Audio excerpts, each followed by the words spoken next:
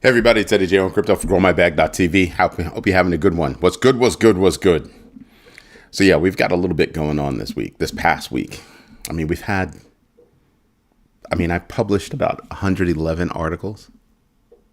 111. It's a pretty good number. So yeah, we knocked out some stuff. We did some work, right? The past week was a little tumultuous, but we mostly rose up a bit. Currently, Bitcoin is at about 94,000, 94.5. So that's pretty good. I mean, if you ask me, I'm just saying.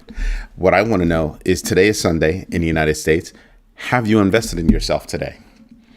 So answer that for me. That would be great. That would be freaking awesome. Just trying to clear up some resources here. There's a lot to discuss. A lot. We've got all kinds of themes going on: technological advancements, regulatory updates and government policy, financial results and market trends, strategic partnerships and acquisitions, security breaches and fraud, Web3 infrastructure and blockchain innovation, stablecoins and CBDCs, cryptocurrency market manipulation and scandals, social sentiment and community movements, as well as ETFs and crypto-linked securities. Good afternoon, Paula. Hope all is well with you and yours. And you didn't complete investing in yourself. That's interesting. At least it says that you started. That's a huge step for most people. So I appreciate that. Thank you very much. So with everything that's going on right now, India launching its first quantum computer. They say it's quantum. That technology technically doesn't exist yet. Just saying. So I think people are slapping names on things that aren't here yet. Sort of like artificial intelligence. It's not really here yet. You know, we've got sophisticated algorithms right now. We don't have artificial intelligence. We've got stronger tech. I'll give you that. But it really is just, more stuff. But it's not necessarily all that great. So with other things that are going on in technological advancements, India and Finland deepen their high-tech partnerships. India's been on a roll. They're also in bed with, South Africa. I believe there were a couple of other countries in South Asia that they're doing deals with. They're not playing games. India's not playing games. And they're all over the place. They're doing blockchain, they're doing green energy, and they're doing artificial intelligence. That's big. That's in addition to companies like Apple that are moving things from China, or looking to move things from China over to India. Yeah, I said moving from China to India with certain manufacturing. And then you need to stop and think about that. That's only addressing the China risk. That's not really addressing anything else. Right? So there's something like that. So it's kind of an interesting thing when you can see, stuff like that going on. Give me one moment. I just need to check on something real quick. Excuse me. Sorry about that. Please.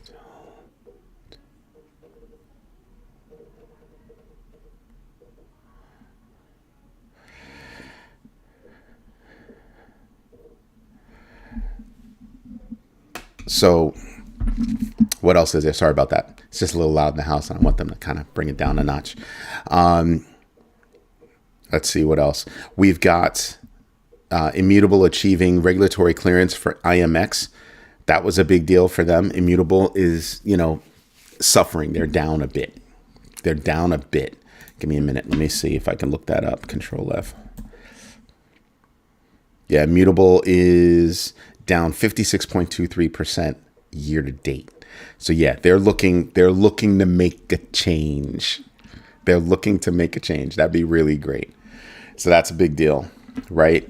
What else do we have in the news? Regulatory updates and government policy. SEC's crypto custody roundtable exposed significant regulatory gaps with industry leaders and clashing over practical custody frameworks. Not a shocker there. Not a shocker there. This roundtable really is trying to take a step back and a couple of steps up to kind of get a larger view of everything that's going on and seeing where specifically do we have gaps, where do we have mismatches. And when I say mismatches, I mean things like there could be something in place that could be leveraged to enforce a law, but it doesn't really match what it's enforcing, that kind of thing. So mismatches between law and practice. So there's a lot of that. Mostly there are a lot of gaps. I mean, think about that. Mostly there are a lot of gaps. So there's that. So I'm looking at it and I'm just kind of going, that's stupendous. I know. But the way I'm seeing it is that right there is stupendous. That is a very, very, very big deal. The reason why I think that's a big deal is because they're at least moving in the right direction. They're saying, we're going to take a look. We're going to see where we have problems. Hester Pierce is no joke. She's methodical. Because when all is said and done and enforcement has to happen, she's going to say, we sat with you, we worked with you, we addressed certain things, we've asked Congress to get involved. And now, okay, now we should have a better playing field. So if we bring a case, know that it's going to be a good one. I think that's what she's really setting up. She doesn't want a crypto, environment in the United States that's going nuts, right? That's got, just like the Wild West. She's more like, no, let's make sure that we've got some kind of way to capture how companies work, right? What they need to be sustainable, what actually creates a competitive environment, right? With the right kind of guardrails. So I like that. That's just one thing. Let's see what else was interesting in the past week. The SEC delayed. They have 72 applications on their plate right now for ETFs. 72. So they're delaying. And it seems like June is going to be the month where we could actually see a lot of those happen. I think the reason, I said it before, I think the reason why a lot of these things didn't happen is because Paul Atkins wasn't in yet. And they didn't want to do any approvals until he was in office, until he had a chance to go through everything, get debriefed on everything, and walk through it all himself. This is not a guy who's, just getting started. He's played this game before, so he understands. So he really does want to walk through this and make sure, at least my belief is that he wants to walk through everything that's there and then, slow down a little bit, make sure that if he says yes, it makes sense. Now, hear me out. There are 72 applications. Double-digit numbers, high double-digit numbers for a lot of things. You have standalone applications, meaning standalone crypto applications.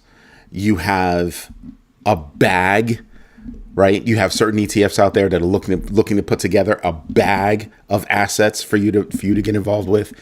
Some of them are just dual, just Bitcoin and Ethereum. Others are interesting, meaning that, even though they're single assets, things like, Cardano, SUI, right? XRP. So there are a lot of movers going on right now. So May 19th is when we're expecting an XRP futures ETF. Then June, I'm thinking June timeframe, we're probably going to see a number of those other ETFs hit. And when you're thinking about, when you're thinking about a catalyst, that could actually become a huge catalyst for success for June. So that's not a little deal. It's kind of a big deal. Right. So I'm looking at it all. I'm kind of like, yeah, that's interesting to me. Alabama dropped this lawsuit against Coinbase Oregon is still moving on, and I don't know why. The Puerto Rico's crypto tax haven status is under threat right now by Lydia Velasquez. I don't know. I think it's special. That's how I'm looking at it. Is that what she's doing is special? That's all I can say. Is that it's special. You invested in your RV. That's nice. You invested in yourself this afternoon. Hello, 8 Paws. Ondo Finance met with the SEC. I noticed, I had dropped a few video shorts this past week, and people thought I didn't know I was talking about Ondo. I did. It's just that those are shorts, and they're part of a larger video. If you watch the larger video, you hear us talking about Ondo, so it's kind of funny. Just thought I'd bring that up. Let's see. Jay Clayton, the guy who threw the monkey wrench into crypto to begin with, he preceded Gary Gensler. He was tapped to be top lawyer in the Southern District of New York. Yeah. If you're me, what you're thinking is, what other controversies is this guy going to bring about? Because he basically started the case against Ripple and then said, "Here you go, Gary," and then left. I don't think what he handed Gary was particularly strong. I mean, they had to drag it out for 4 years. I don't think any court case should be dragged out for 4 years. It really shouldn't. I mean, 4 years. Because if it's a murder trial, it's going to be a couple of weeks. If it's a drug trial, it'll be a couple of days. You know what I mean? Like, it just, why does that have to take so long? Why do we have to drag that out? Both sides. In that kind of a case, both sides. Why do we have to drag it out?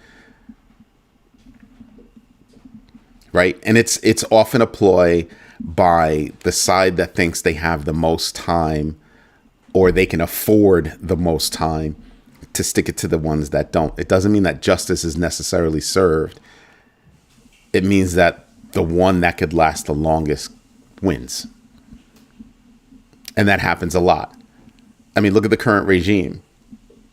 How many companies did his previous companies not pay? Usually small businesses did not get paid. So it's a lot like that. So I'm just sitting back and I'm just going, yeah, we need to kind of rein things in, and that would be something that I'd be looking at. Why are we dragging things out? You have a case, you don't have a case. Bring the case. Discovery. I mean, how much discovery does there need to be? Right? Just everything. Just kick the can down the road. Kick the can down the road. Kick the can down the road. And I think it was the government kicking the can down the road to see if they could squeeze the life out of Ripple. Anywho, Jay Clayton, the guy who kicked all that off, that wonderful 4 years, yeah, he's going to be leading the Southern District of New York. I think it's a guarantee that he's going to come with nothing but some controversy. I can almost guarantee that. Coinbase is lobbying to delay a standalone stablecoin legislation or bill, aiming for a broader crypto regulatory package to protect its business model. They're not the only ones that are on board with that. I'd have to see what it means, but to me, I'm kind of looking at it and saying, well, why do you need protections?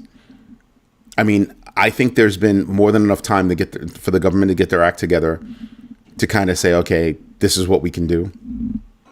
But in the interim, we know what a stablecoin is. We know what a stablecoin can do, right? Or can't do. We know all that. Why shouldn't there be, a new bill? Now, I can make an argument on both sides. I can say we need a comprehensive bill, but stablecoins, I don't know. I don't know that they need to be in a separate bill. I think I don't know that I can say that they need to be in a separate bill, as well as I can say it can be a standalone thing. I'd have to see the standalone thing. They're threatened because of how the bills are currently written and what they can do to their current business model. That's why they're fighting it. And I'm just kind of like, yeah.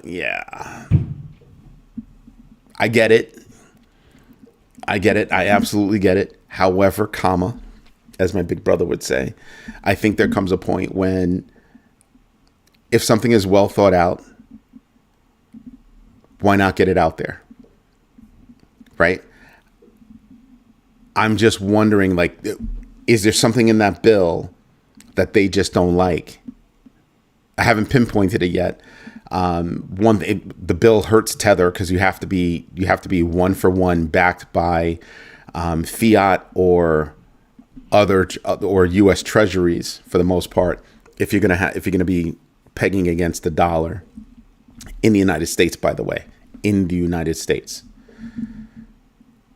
Yeah, the whole thing becomes interesting when you think that these are laws that are state-based that are not necessarily broad across the world. We're pegging against, whatever's pegging against the U.S. dollar. The U.S. is saying, well, if you're going to peg against the U.S. dollar, at least you could do is be backed by the U.S. dollar. How does that get enforced? What does it mean? You can't use that coin if you live in the United States. Good luck enforcing that one. What are the impacts?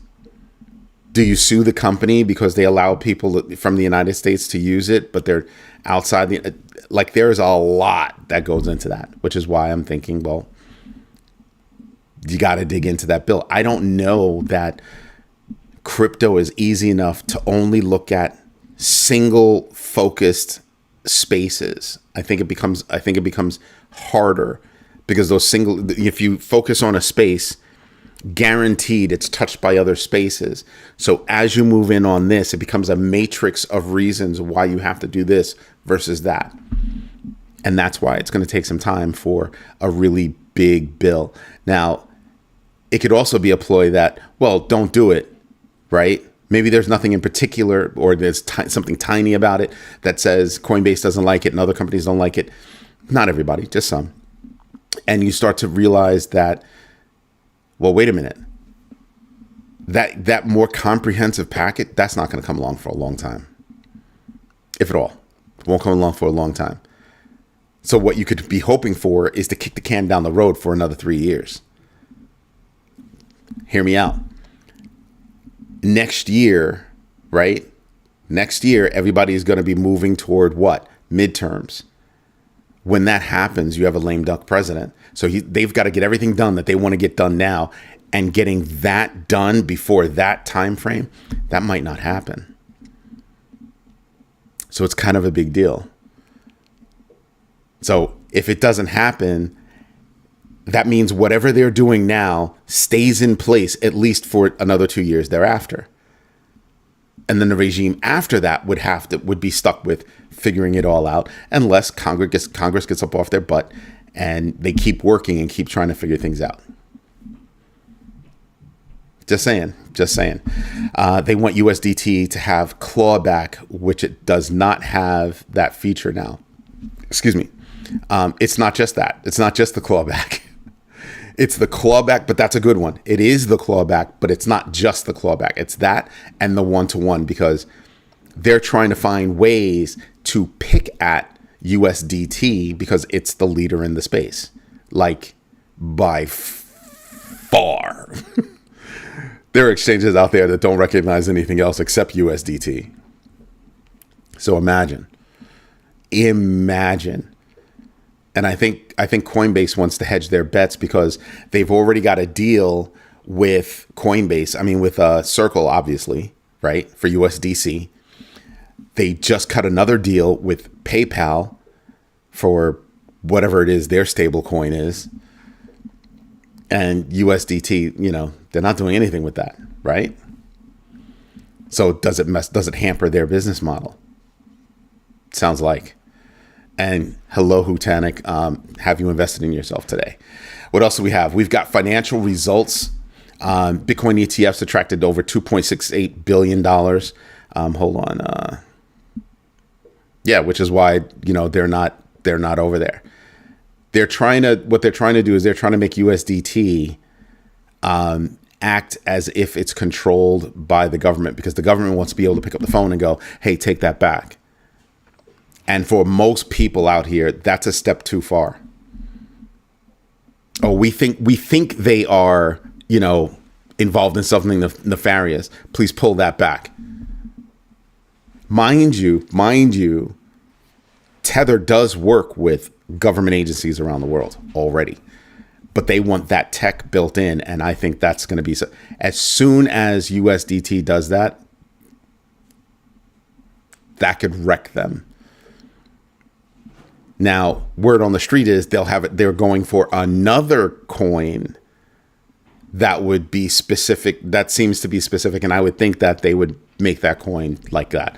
But USDT, I'm kind of like, if you're making $4 billion over $1 billion a month, over $1.3 billion a month on average, give or take, whatever. I mean, think about this. That's what they're making. Do you think they're going to disrupt that apple cart? I wouldn't. Just do the calculation. If we lose the U.S. market, number one, do we really lose it? Number two, if we lose the U.S. market, are we hurting that much? But I also think that's why Tether is branching out into other areas to make money, creating new revenue streams. They're on a kick to create new revenue streams, which is smart. Right? So, Hutanik, you make a point. That's a really good point. What else is there? Let's see. Bitcoin dominance is, big, and it got bigger, right? Because Bitcoin's going up, but a lot of these alts have not gone up. Don't count SUI. You can't count SUI because SUI has, over the past week, because SUI has a rumor going around that they cut a deal with Pokemon, and that's what shot them up.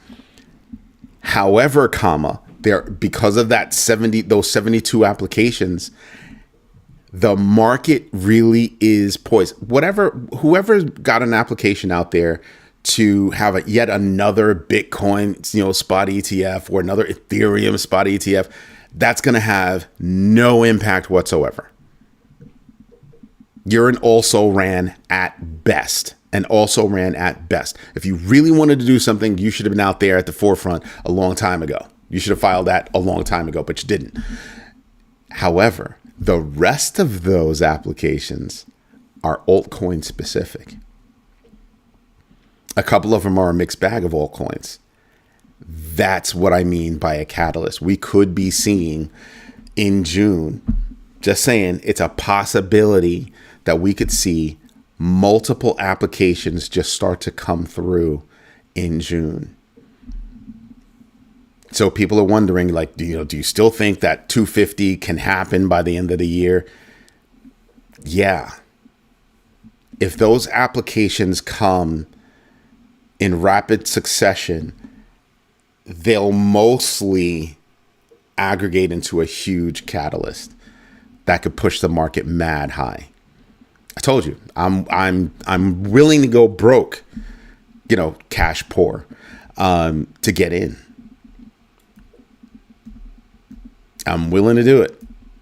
I mean, I'm not going broke, but you know what I mean. Just put in whatever extra. That glass of good, yeah, nah. Investing. I mean, what is it going to hurt? What, a month? So in the month of May, I don't do a lot. I take every penny that I have, invest. One heck of an experiment, no? One heck of an experiment. Sounds good to me. I think the world is off the chain. Who knows? The world is off the chain. And the ramifications of a lot of things that are going on right now are ridiculous. You want to know what word I haven't heard this weekend all that much? Begins with a T, ends in an F. Yeah. That word, haven't heard it. Have I seen any real headway? No. Ever since, you started a game of chicken, you've done nothing but, blink and steer away. I haven't seen anything definitive yet. I haven't heard anything. The major sign to me will be China comes out and says, okay, you can send you can send the planes back. Until that happens, There's no plan. There's no solution. That's my problem. That's my biggest risk. It's not the biggest risk. It's not the biggest risk, but it is a major risk as I look forward from now across this coming week. Remember, May 5th, 6th, not this week, but the following week, May 5th, 6th, FOMC. FOMC.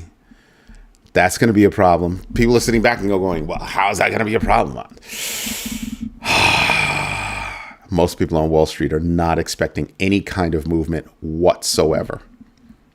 Not a single thing. Just stay the course. I agree with stay the course, but I'm expecting somebody to have a major hissy fit if there's not a change. Major hissy fit. That to me is going to bring the markets down. And so, yeah, this week, am I buying anything? Not this week. Not this week. Whatever I have. But am I buying anything this week? Nope. A week from Wednesday? Okay. That's when everybody's going to have the panic attack. That's when I'll be sitting there on my phone. I might even take the day off. I'll just be sitting there on the computer. I got what? 1, 2, 3, 4 computers in this room, not including, mobile devices. Yeah, that's what I'll be doing. I'll be sitting there playing the game. I'll be like, what? Oh, Marcus going to tank. He'll have a hissy to the fit. And it might even start before then. Oh, I hope there's a change. I hope there's a change. What do you mean there's no change? I can see that happening. I could see that happening. I can see it happening. The only good thing is that it happens in the middle of the week, so he won't be on the golf course doing nothing except playing golf. He'll be here. News over the weekends is not good. News over the weekends is not good. I'd rather it happen in the middle of the week. Yes, sir. I know I'm crazy. Strategic partnerships. Ripple ruled out an IPO. Kraken has listed Binance's BNB coin. Why? Because the case was dropped. Or they came to a settlement, $4.3 billion settlement, and Kraken has finally listed it again. PayPal and Coinbase have that deal. Circle launched its payments network. That's not a small thing. Partnering with banks to enable instant global transfers using USDC and EURC, their euro stablecoin. So yeah, there's that. Remember, the bulk of the profit from Ripple, from Circle, all these alls, goes to Coinbase. Yeah. Pay attention to that. Then you got 21 Capital backed by SoftBank and Tether and a couple others.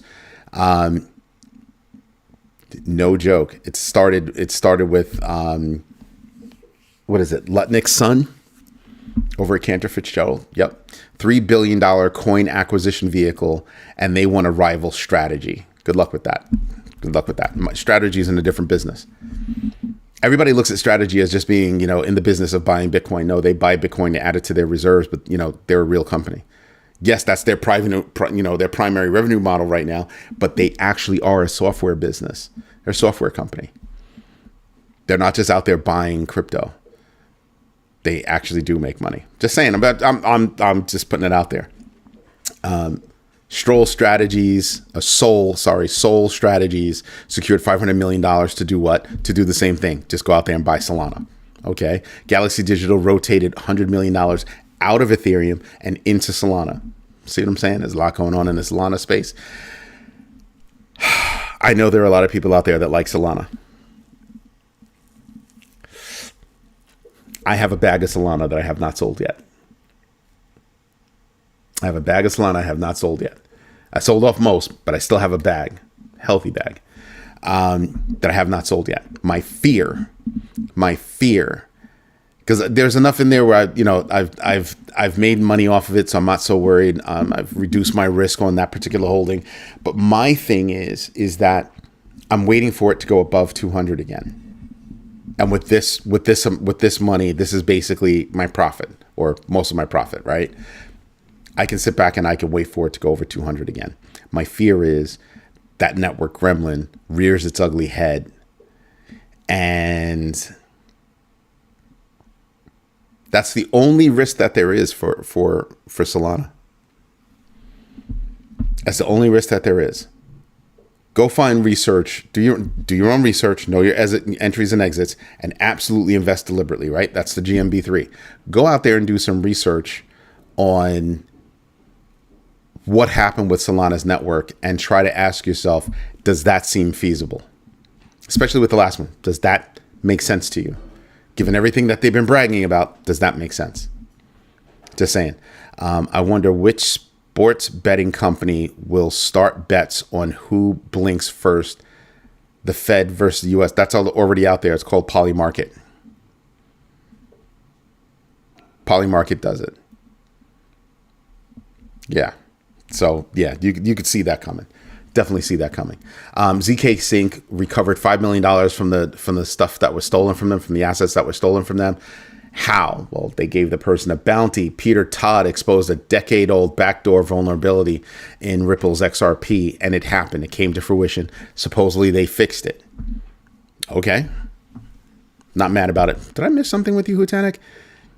We will start to see mainstream media covering businesses worried about refinancing loans for property and construction. Bam. That one. I was getting to it. That one.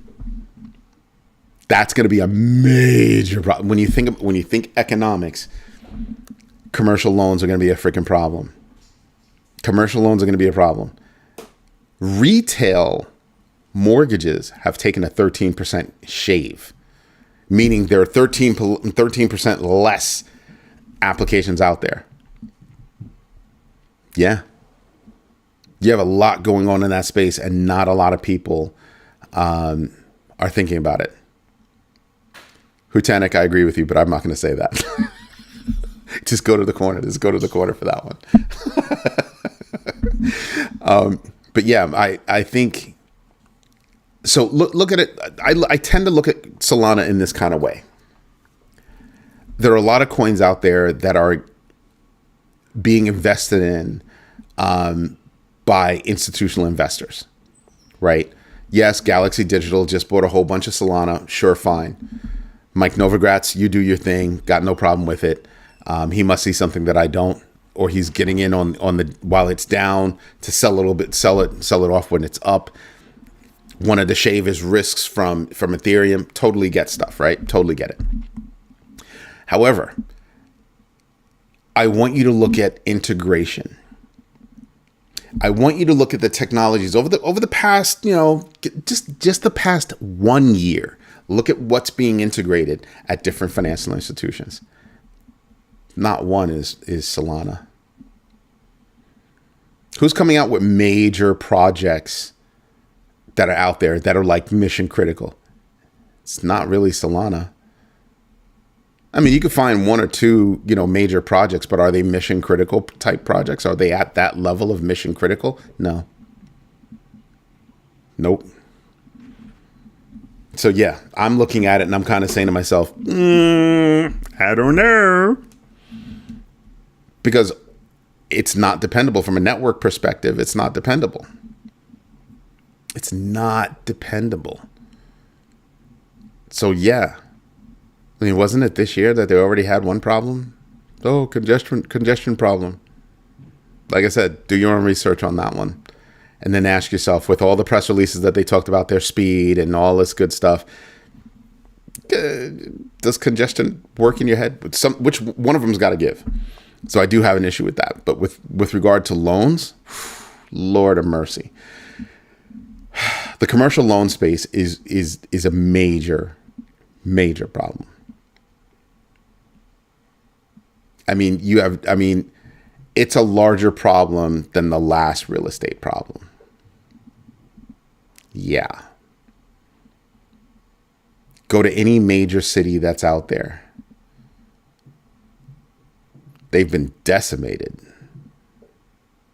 The whole back to work thing. Companies know that you don't need to be in the office to collaborate. It's not about you being in the office. We have this real estate, we have a lease, and we kind of gotta get people back in the office. We can't afford to take that kind of a hit again. And we might lose our tax, I guess, comforts. You don't have to pay taxes. I mean, you're a little comfortable. Yes, I know what it is. And you just sit there and you just kind of go, yeah, it's a no-bueno situation. When you go back and listen to a couple of videos where we were talking about commercial loans this week, and we have somebody that's in the business that's actually a big bagger who's like sounding the alarm. Hey, commercial real estate, problem. Commercial loans, bigger problem. Hand in hand. Let's go take a look at that. When you've got real estate developers talking about, in New York, I was telling you that before, we've got the largest, commercial real estate conversion, commercial to residential, blah, blah, blah, blah, blah. They need a way to make that money back. That's why they converted. Holy moly. Because, most office buildings, they're boxes, they're big boxes. There are plenty of rooms that do not have, windows. So imagine redoing a building like that. It's a major feat. It's a major engineering feat. But you have buildings that are like, yeah, we're going to have to do this because, we don't see these companies coming back. You have companies moving this to other places just so they can, get some better tax write-offs, make people come back to the office someplace else. There's a lot of stuff going on.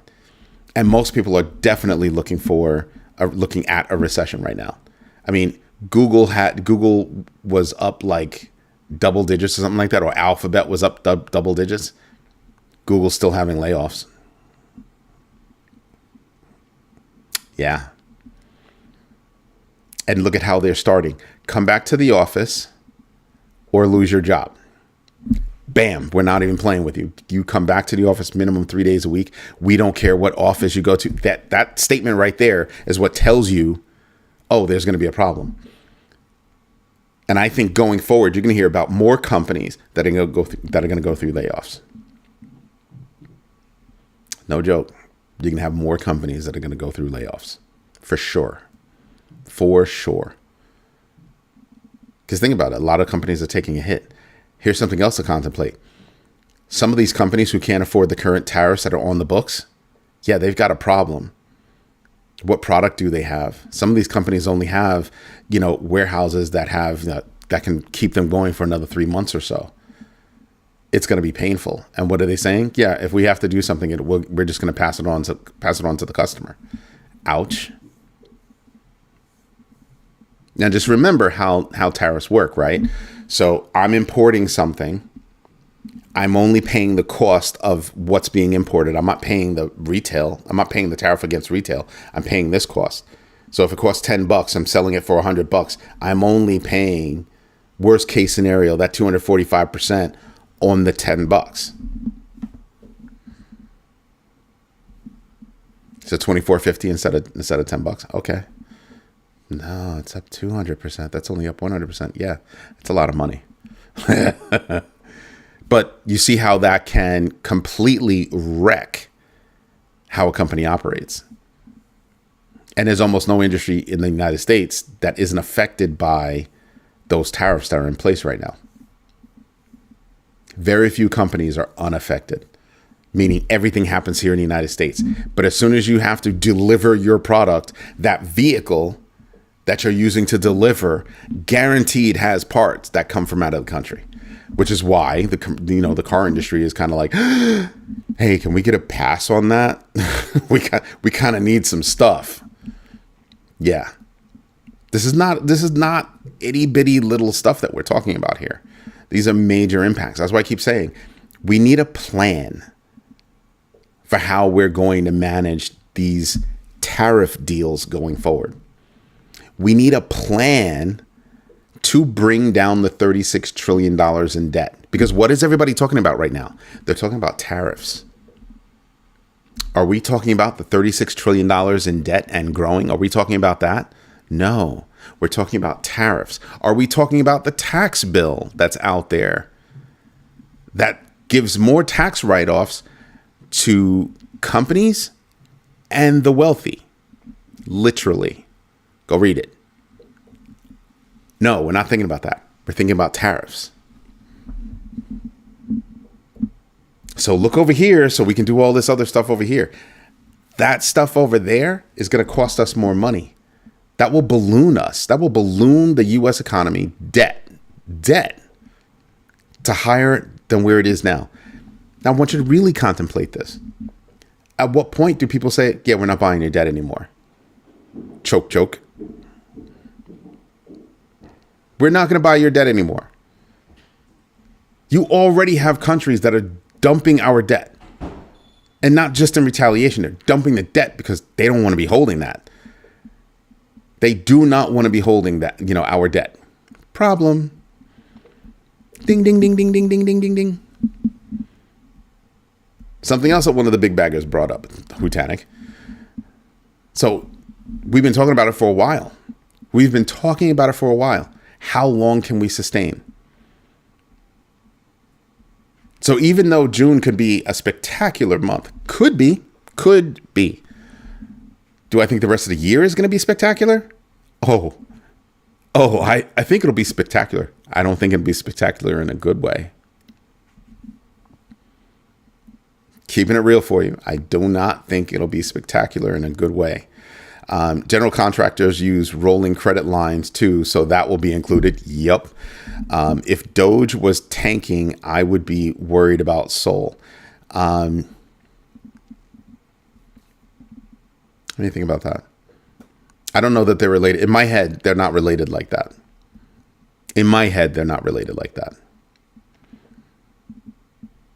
But Doge has nothing to hang its hat on.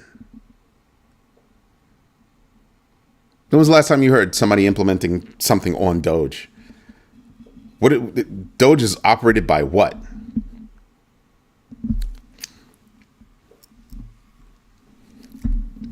It's basically a wing and a prayer. Contractors are offering incentives such as closing cost assistance and mortgage rate buy downs.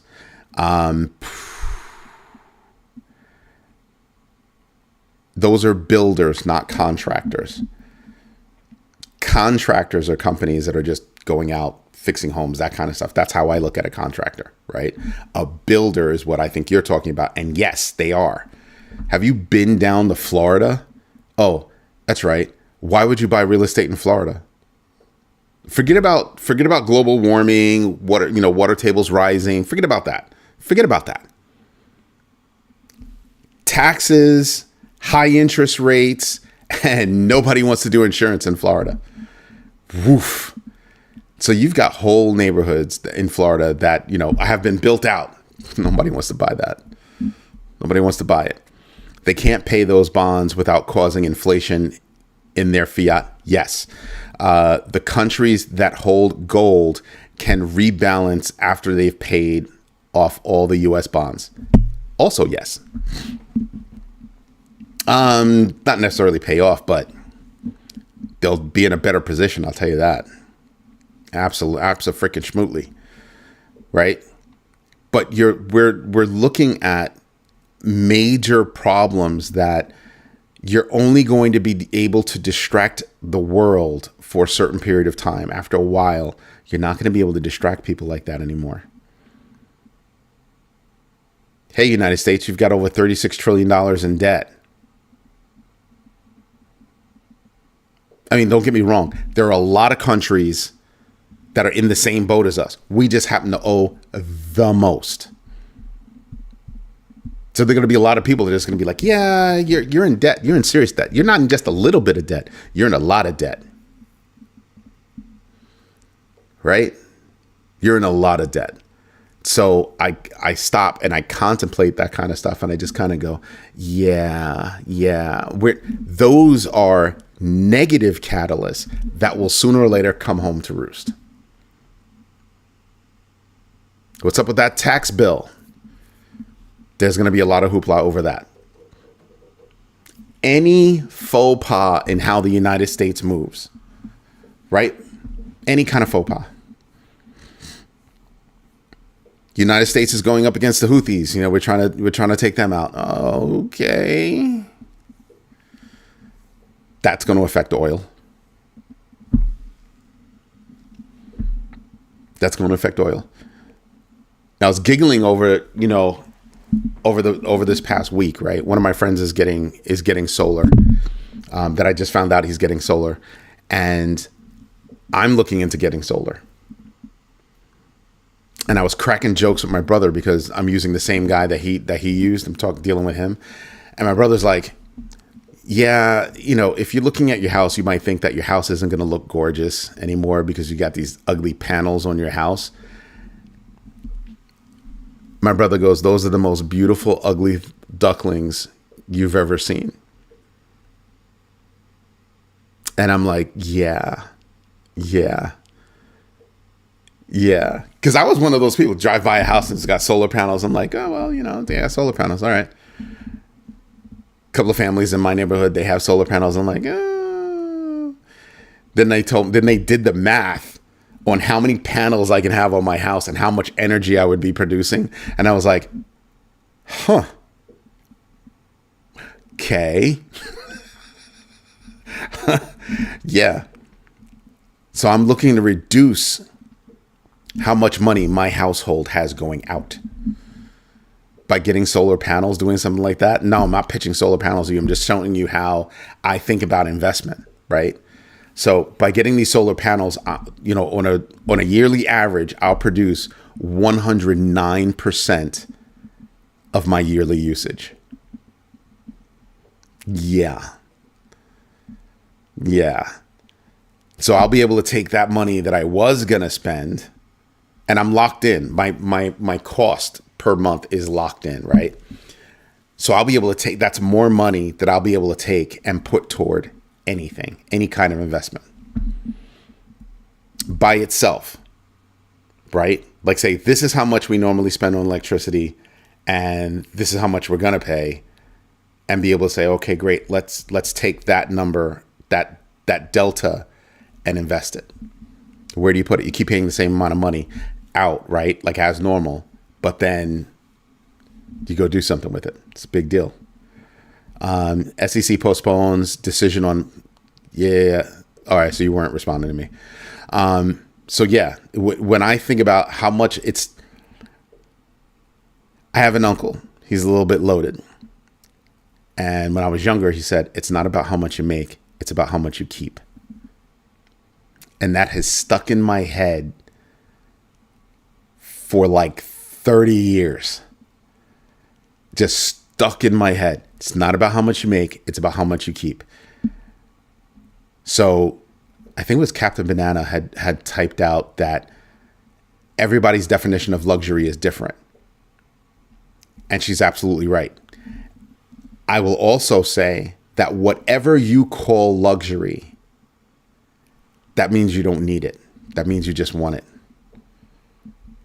Whatever your definition of luxury is, that means you don't need it. You just want it. So before you go get it, think about why you want it. And if it's not a need, because I'm not worried about what I need right now. I'm worried about down the road. I'm an old dude, so I'm not all that much worried about me, right?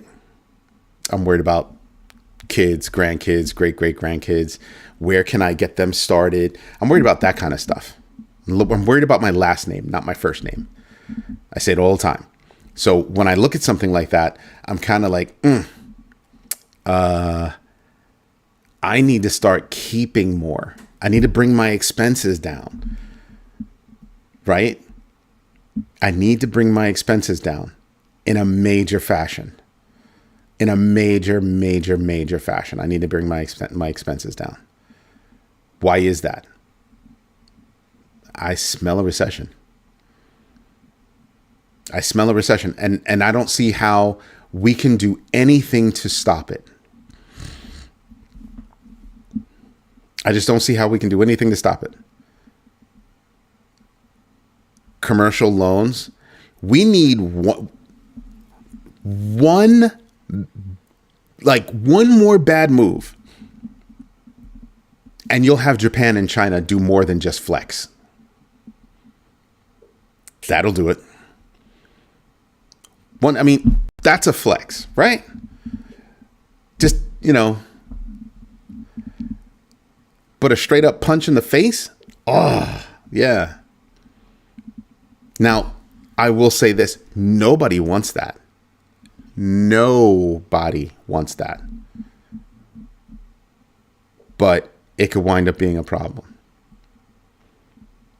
And so when I look at everything that happened last week, including CME Group announcing plans to launch their XRP futures ETF May 19th, that's a great thing. Coinbase gaining CFTC approval to launch, everything. That's really nice. Also XRP futures.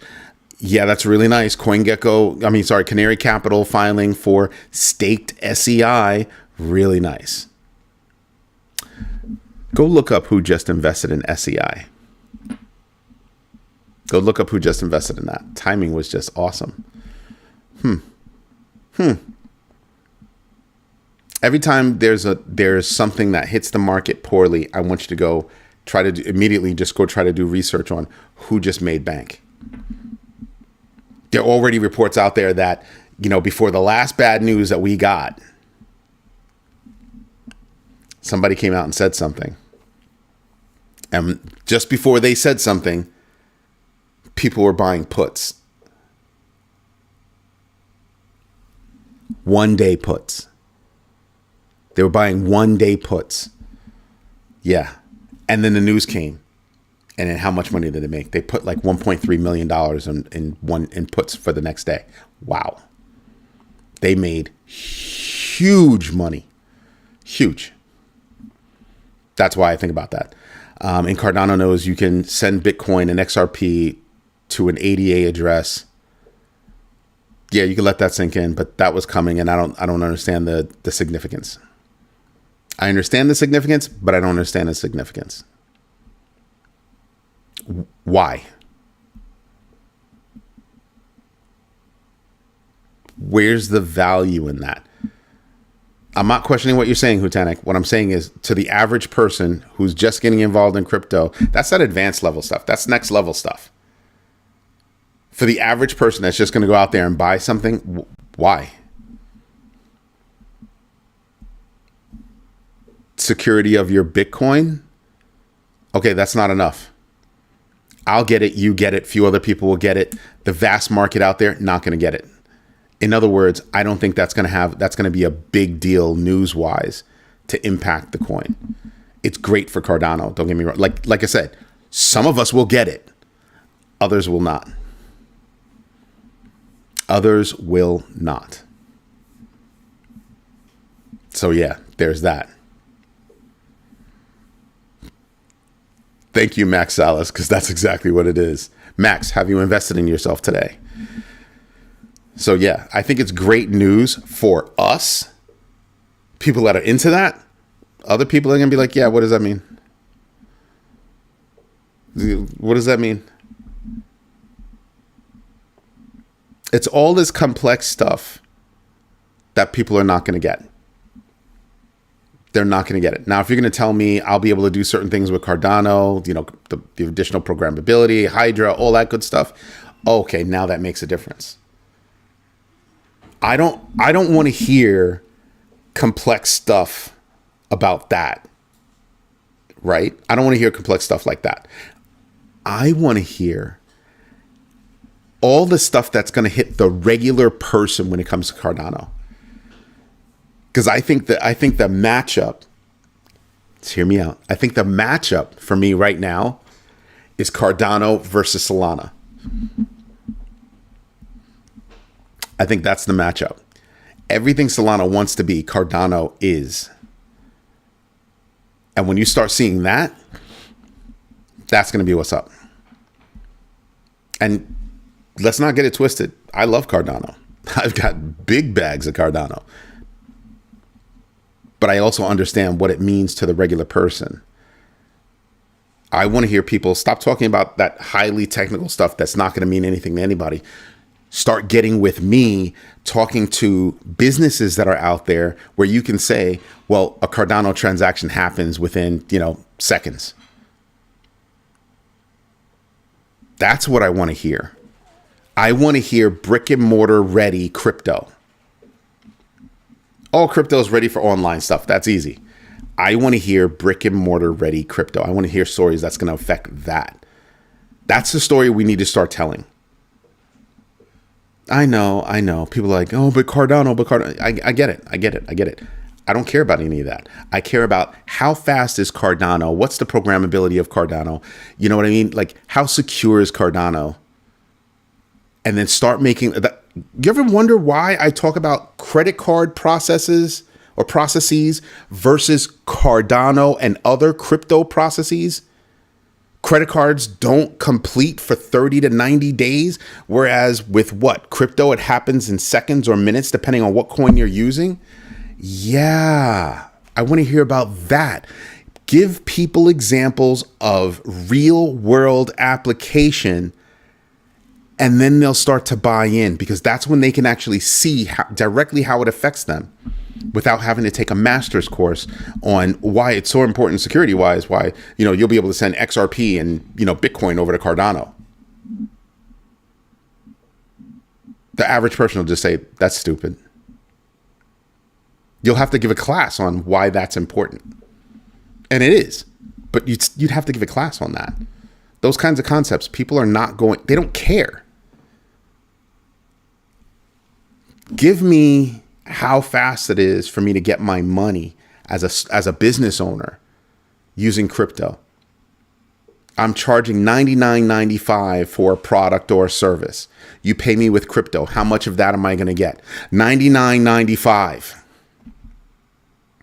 plus whatever taxes, right? You're going to get that whole wad right there. Not 1%, 1.9% to 4.9% off because you're dealing with some credit card company. Put it to them in terms like that. I completely agree with everything that Hutanik's talking about. Completely agree with it. Like I said, I have a big bag of Cardano, but I think that Cardano as a project has a marketing problem, and that's the marketing problem. Stop yapping about all the technical stuff. Start putting it into regular words for people. Regular words. Geeks like me and Hutanik, oh, we'll eat that shit up all day. Excuse my language, sorry. I'll probably get smacked in the back of the head next time I see my mom, but she'll understand. Geeks like us will totally get it. It's everybody else I'm worried about. I'm not worried about people that are already in crypto. We're trying to get everybody else in crypto. And the reason why I'm going off on this tirade is because Cardano has a lot to say. Oh my God. The Cardano has a lot to say. They got a lot to say. Forget about the technical stuff. The speed, security. One of the few cryptocurrencies where it's brick and mortar ready. So it's Hedera, by the way. All right. Got some messages I haven't seen. Sean C. Yep. Saw that. Yeah, I could care less about Tokyo. I could care less about Lace. Those are wallets that nobody cares about.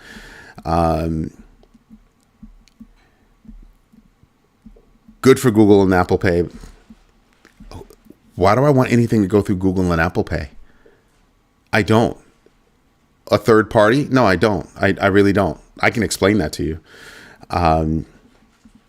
Rick Ritchie said something? I missed it. Oh, there he is. Okay, I see what you're saying, Paxi. Yeah. The only two projects that not called before Condras, Bitcoin and Cardano, no company. I don't understand that. I don't understand the statement that you're making.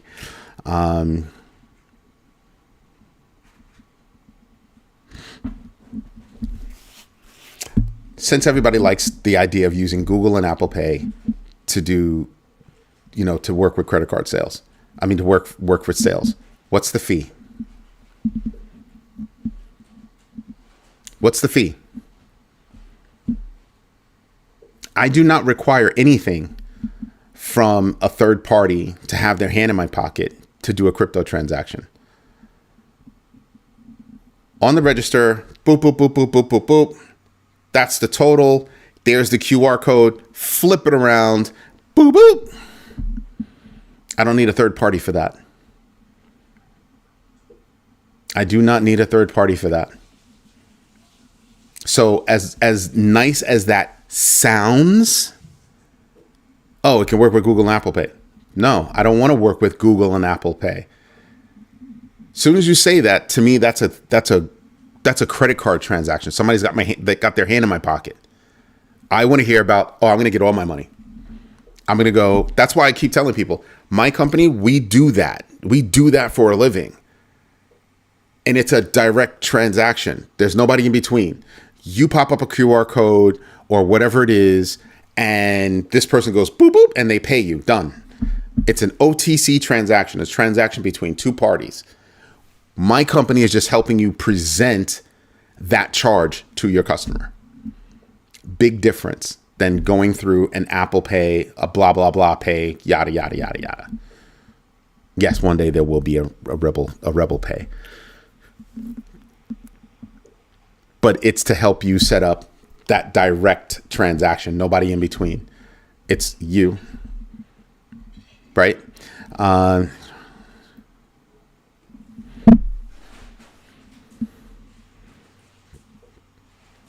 Nobody wants to hear about Cardano was in beta until January. That's your tag on it. Nobody's going to listen to that.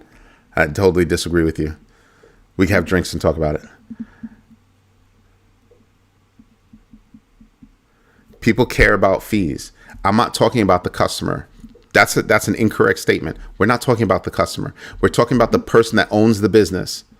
That company itself pays anywhere between 1.9% and 4.9% for every transaction that has to leverage a third party.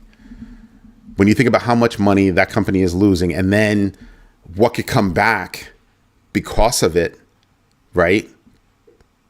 It's not really your money until it settles. Anywhere between 30 and 60 days for it to settle. That actual credit card transaction. So from a consumer standpoint, oh, I don't care. But that business owner cares. That business owner cares a hell of a lot. A hell of a lot. That's a lot of money out the door and carries a lot of risk. Huge risk. Somebody stole a credit card. They come in, they buy something. Credit card's still good. They boop, boop. They go like that, and they keep it moving. They walk out the door with your stuff, right? That's a major risk for any store owner, because now that credit card transaction gets kicked back, and now what do you have to deal with? You've got to deal with, I lost money and I lost product or service. That's a problem. So there are huge risks. So when I'm talking about implementing crypto technologies into regular business, I'm talking about those businesses increasing their security by decreasing their risk. That's what I'm talking about. It's huge. It's huge. It's not something that you can just, it's not a big deal. Nobody cares about that. They're buying scratch off tickets. No, wrong side to be looking from. Look at it from the other side. Look at it from the other side. The person on the other side, they're paying the same amount of money, $99.95 plus tax, whatever fees, whatever. They're just paying the same amount of money. They've never felt it. For that transaction, they don't feel it. On this side, I'm taking on all the risk. I take on all the risk. And I see it happen all the time. Go ask any business. You know, how much money do you have? Do you take back on credit cards and this kind of stuff? They get that report every month. It's painful to look at it every month. So they run their business based on those risks. No, the general person is not too stupid. That's not the answer. That's not the answer at all. All I'm saying is tell the general, put it into regular terms for regular people. Most people are not in the financial industry. They don't understand that. Oh, this, that, the other. No. This Cardano, this particular coin is awesome to replace credit card transactions. Period. Why is that a big deal? And then we can go through the litany of reasons why it's a big deal on the business side. On the customer side, as that business decreases their risk, they can price their items more effectively. Because that person that pays with crypto, they're not going to come back. If that person comes back to return something, something's wrong. You can definitely say something's wrong. Market Cardano to people and put it to them in terms of their normal everyday lives. That's how Cardano will win. That's how Cardano will win, period, by far. Not by taking the tack of, look at all this technical stuff and da-da. No, nobody cares about that. Only people that have already bought into crypto, that are people that are investing in crypto, care about that. If you want people to use crypto that will actually make crypto rise in price, that's what you're looking for. You want to bring stability to crypto, you need people to use crypto. Straight up, need people to use it. So on the business side, there needs to be more education on using not just Bitcoin, crypto, period, not just Bitcoin. Bitcoin is great for online transactions, right? Because Bitcoin takes a little while for the transaction to happen. But in terms of brick and mortar, that's who you want to get with. You want to get with that corner store. Hey, yeah, we accept crypto now. Oh, yeah, it's direct. Boop. I get all my money. Because companies look at, regular stores look at how much cash should I take in. Right now, almost no company is bringing in cash. Everything goes through some kind of a card, a debit card, a credit card, right? But they get a breakdown of how their money comes in the door. They also get a breakdown, same report, they get a breakdown of how much money, they have walking out the door, just from a transaction perspective. Just in a transaction perspective. So yeah, there's a lot.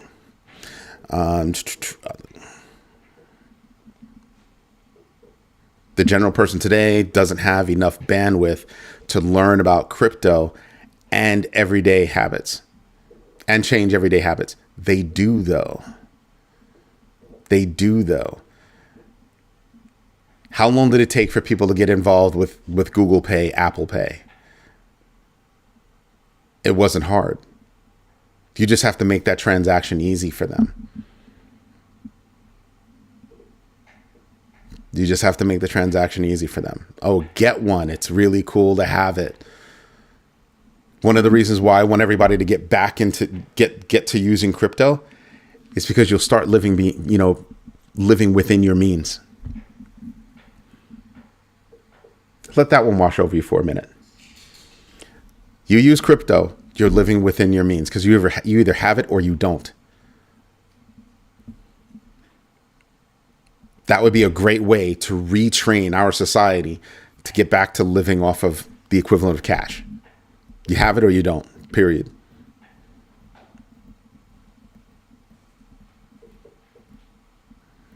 Yep. It's amazing. Well done, well-established countries like the United States, they're dragging their butts about crypto. A lot of other countries whipping our butts when it comes to crypto integration. Eons ago, you could go to Europe, certain countries in Europe, and you just sit down at the cafe and pay in crypto. Huh? Yeah. Coffee and croissant. Boop, boop. Just saying. Yes, we need investment in crypto, but what we really need is adoption. That's what we really need. I told you guys, I look at all the news from the past week. That's what Sunday Roundup is all about. I want to look at the news from the past week, and then I want to look forward in terms of what's going to affect me now. We still have businesses doing their quarterly, numbers, right? So that's great. We're going to have more ideas about what's going on there, how much they made, and how much do they project they're going to make. Okay? But then we still have tariffs. We still have the debt ceiling. We still have the tax bill. We still have major things that nobody's talking about. because we're so focused on what's going on with tariffs that we're not looking over here at the big problems. Then looming above all of that, commercial loan problem. So yeah, the sooner people get back to living within their means, they'll start to bring down their own personal debt. They'll start to bring down their own personal debt. I try to teach my kids, you want to live off your debit card because it's quicker and more convenient. You don't have to walk around with cash. Live off your debit card. Don't live off a credit card. Debit card is cash. You either have it or you don't, period. Do that. Sounds insane. I know it does.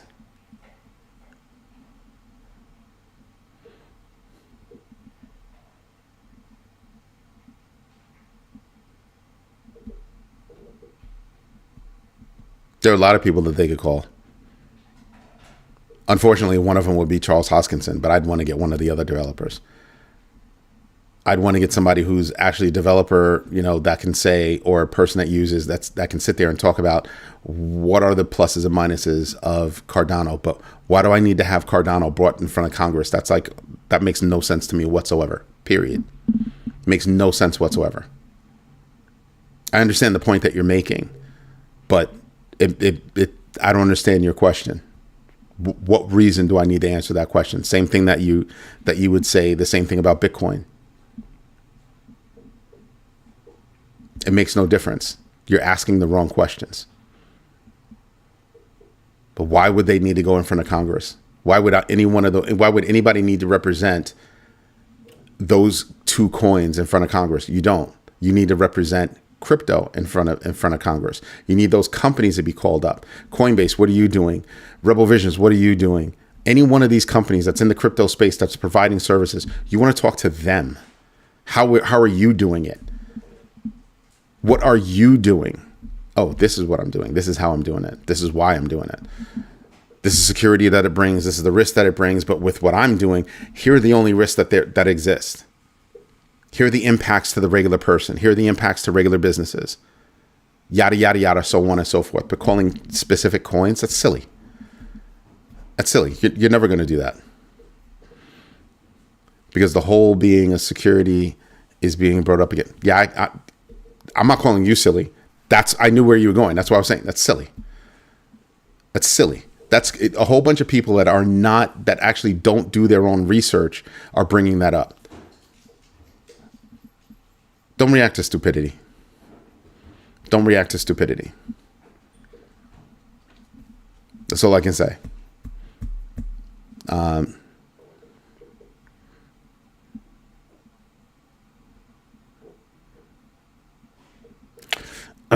Not true. Well, now, yes.